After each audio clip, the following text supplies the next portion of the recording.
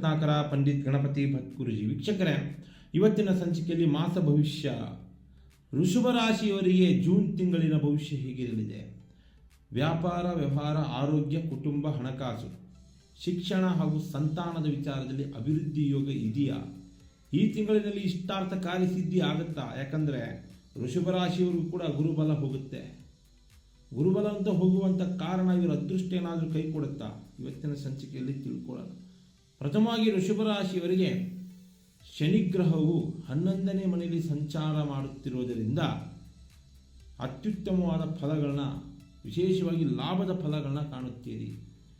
ಇದೇ ಜೂನ್ ತಿಂಗಳಿನಲ್ಲಿ ಶನಿ ಪ್ರದೋಷ 27ನೇ ತಾರೀಕು ಬರುವುದರಿಂದ ವೃಷಭ ರಾಶಿಯವರು ಶಿವನ ದರ್ಶನ ಮಾಡಿ, ನಂದಿ ದರ್ಶನ ಮಾಡಿದರೆ ಒಳ್ಳೆಯ ಫಲ ಕಾಣ್ತೀರಾ. ಅಥವಾ ಶನಿಯ ಕಾಡಾಟ ಇದ್ದರೂ ಕೂಡ ಪರಿಹಾರ ಸಿಗುತ್ತೆ ಅಂತ ಹೇಳ್ಬೋದು ವೃಷಭ ರಾಶಿಯವರಿಗೆ.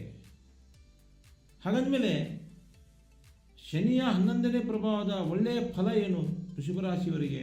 ಜೂನ್ ತಿಂಗಳಿನಲ್ಲಿ ಸಂತೋಷದ ವಾತಾವರಣ ಬರುತ್ತೆ. ದೂರಾದ ಸಂಬಂಧಿಕರು ಒಂದಾಗುತ್ತೀರಿ. ಯಾರು ದೂರಾದ ಸಂಬಂಧಿಕರಂದರೆ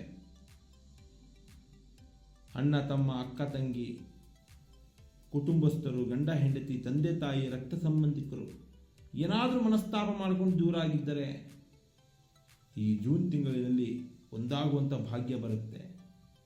ಇನ್ನು ವ್ಯಾಪಾರದಲ್ಲಿ ಅಭಿವೃದ್ಧಿಯಾಗಿ ಸಾಲದ ಬಾಧೆಯಿಂದ ಮುಕ್ತರಾಗ್ತೀರಾ. ಸಾಲ ಬಾಧೆ ನಿಮ್ಮನ್ನು ಹಿಂದೆ ಹಿಪ್ಪೆ ಮಾಡ್ತಾ ಇದೆ ತಿಂಗಳ ಗಟ್ಟೆಯಿಂದ ಅಂತ ತಿಳ್ಕೊಂಡ್ರೂ ಕೂಡ ಈ ಜೂನ್ ತಿಂಗಳಲ್ಲಿ ವೃಷಭ ರಾಶಿಯವರಿಗೆ ಸಾಲದಿಂದ ಮುಕ್ತರಾಗೋ ಯೋಗ ಇದೆ, ತಿಳ್ಕೊಂಬಿಡಿ.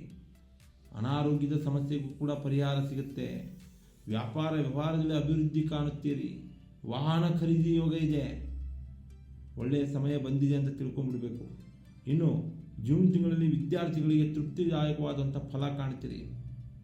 ಹೊಸ ಹೊಸ ಹೂಡಿಕೆಗಳಿಗೆ ಕೈ ಹಾಕ್ಬೋದು. ವ್ಯಾಪಾರ ಮಾಡಬೇಕು ಅಂದರೂ ಕೂಡ ಪ್ರಶಸ್ತವಾದಂಥ ಸಮಯ ವೃಷಭ ರಾಶಿಯವರಿಗೆ ಜೂನ್ ತಿಂಗಳಿನಲ್ಲಿ. ಆದರೆ ಹೊಟ್ಟೆಗೆ ಸಂಬಂಧಿತ ಕಾಯಿಲೆಗಳನ್ನ ನೀವು ಅನುಭವಿಸುವಂಥ ಚಾನ್ಸಸ್ ಇರ್ತದೆ. ತಿನ್ನುವಂಥ ಊಟದಲ್ಲಿ ಎಚ್ಚರಿಕೆಯಿಂದಿರಿ. ಸ್ನೇಹಿತರಿಂದ ಹಣಕಾಸಿನಲ್ಲಿ ಮೋಸ ಹೋಗುವಂಥ ಸಂದರ್ಭ ಕೂಡ ಇರ್ತದೆ. ಇದ್ರ ಬಗ್ಗೆ ಸ್ವಲ್ಪ ಎಚ್ಚರಿಕೆಯಿಂದಿರಿ. ಸಂತಾನ ಭಾಗ್ಯದ ಯೋಗ ಇದೆ ಜೂನ್ ತಿಂಗಳಿನಲ್ಲಿ. ವಿದೇಶಿ ಯೋಗ ಕೂಡ ಇದೆ ವೃಷಭ ರಾಶಿಯವರಿಗೆ. ಇನ್ನು ಜೂನ್ ತಿಂಗಳಿನಲ್ಲಿ ವೃಷಭ ರಾಶಿಯವರಿಗೆ ಶುಕ್ರನು 3ನೇ ಮನೆಯಲ್ಲಿ ಸಂಚಾರ ಮಾಡುವುದರಿಂದ, ಶುಕ್ರ ಯಾರು ಧೈರ್ಯ, ಸಾಹಸ, ಸದೃಢತೆ ಕೊಡ್ತಾನೆ. ಸುಖ ಶಾಂತಿ ನೆಮ್ಮದಿಯಿಂದ ಜೀವನ ಮಾಡಲಿಕ್ಕೊಂದು ಅವಕಾಶ ಕೊಡ್ತಾನೆ ಅಂತ ಹೇಳ್ಬೋದು. ರವಿಗ್ರಹವು ಬುಧನ ಸ್ಥಾನಕ್ಕೆ ಹೋಗುವುದರಿಂದ ಸೂರ್ಯಬಲ ನಿಮಗೆ ಬರುತ್ತೆ. ಸೂರ್ಯಬಲ ಬಂದಾಗ ನೀವು ಮುಟ್ಟಿದ್ದೆಲ್ಲ ಯೋಗ, ಅದೃಷ್ಟದ ಫಲನೇ ಅಂತ ತಿಳ್ಕೊಂಬಿಡಿ. ಆದರೆ ತಾಳ್ಮೆ, ಸಹನೆ, ಸಂಯಮದಿಂದ ಸುಸಂಸ್ಕೃತವಾಗಿ ಯೋಚನಾಶೀಲರಾಗಿ ನೀವು ಜೀವನ ಮಾಡಬೇಕಾಗ್ತದೆ ವೃಷಭ ರಾಶಿಯವರು. ಶತ್ರು ದೃಷ್ಟಿಗೆ ಒಳಗಾಗೋದು ಹೆಚ್ಚು. ನೀವು 12ನೇ ಮನೆಯಲ್ಲಿ ಕುಜ ನಿಮ್ಮ ರಾಶಿಗೆ ಬರುವುದರಿಂದ, 12ನೇ ಮನೆಯ ಕುಜ ನಿಮ್ಮ ರಾಶಿಗೆ ಬರುವುದರಿಂದ ವ್ಯಾಪಾರ ವ್ಯವಹಾರದಲ್ಲಿ ಪಾರ್ಟ್ನರ್ಶಿಪ್ ಮಾಡಿದ್ರೆ ಅದೃಷ್ಟ ಬದಲಾಗ್ತದೆ. ಅಭಿವೃದ್ಧಿ ಆಗ್ತಿರೋ ಯಾವ ಜೊತೆ ಆದರೂ ಶೇರ್ ಮಾಡಬೇಕು, ಪಾರ್ಟ್ನರ್ಶಿಪ್ನಲ್ಲಿ ಆಗಬೇಕು, ಷೇರು ಹೂಡಿಕೆ ಮಾಡಬೇಕು.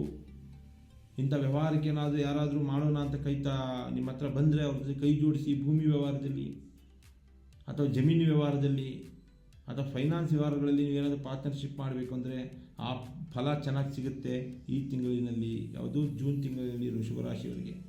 ಇನ್ನು ಸ್ವಕ್ಷೇತ್ರದ ಬಲ ಬುಧ ಗ್ರಹ ಕೊಡ್ತಾನೆ.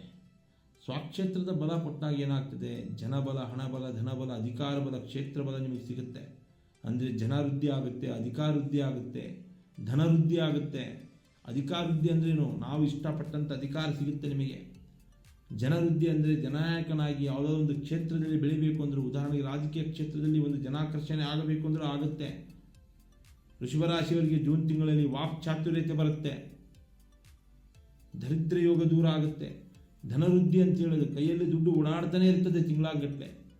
ಆದರೆ ಯೋಚನಾಶೀಲರಾಗಿ ಮುಂದುವರಿರಿ.